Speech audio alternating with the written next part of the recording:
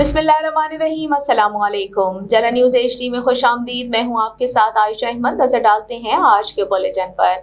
Bulletin में सबसे पहले आपको मुल्तान से आगाह कर रही हैं Lahore high court Multan bench के सीनियर जज मिस्टर जस्टिस सरदार मोहम्मद सरफराज डोगर ने मुल्तान बेंच के लॉन में मौसमी चौंसा आम का पौधा लगाया। इस मौके पर उन्होंने इज़हार ख्याल करते हुए कहा कि हम सबको मिलकर मौसमी आलूदगी का मुकाबला करने के लिए पौधे लगाने होंगे ताकि स्मोक में कमी आ सके, जिसकी वजह से सर्दी के मौसम के शुरू होते ही सबसे ज़्यादा मुतासिर हमारी आंखें, नाक और गला होता है, जिसके मुतासिर होने के बायस हम मुख्तलिफ मौसमी बीमारियों का शिकार होते हैं। हम सब ने मिलकर ही मुल्क को सरसब्ज बनाना है। दरख्तों में इजाफा वक्त की अहम ज़रूरत है।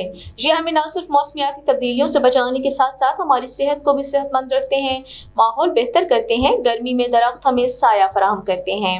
हमें अपनी जिम्मेदारी निभाते हुए जिंदगी में एक पौधा जरूर लगाना चाहिए और उसका उस वक्त तक ख्याल रखना चाहिए जब तक ये तनावर दरख्त ना बन जाए। इस मौके पर डिस्ट्रिक्ट एंड सेशन जज और senior additional registrar Lahore high court Multan bench Mohammad Zulfiqar Lone, deputy registrar protocol Zahid Mahmood और सीनियर PA उमर हयात समेत दीगर भी उनके हमरा थे। इख्तिताम पर पाकिस्तान की सलामती और खुशहाली के हवाले से दुआ भी की गई।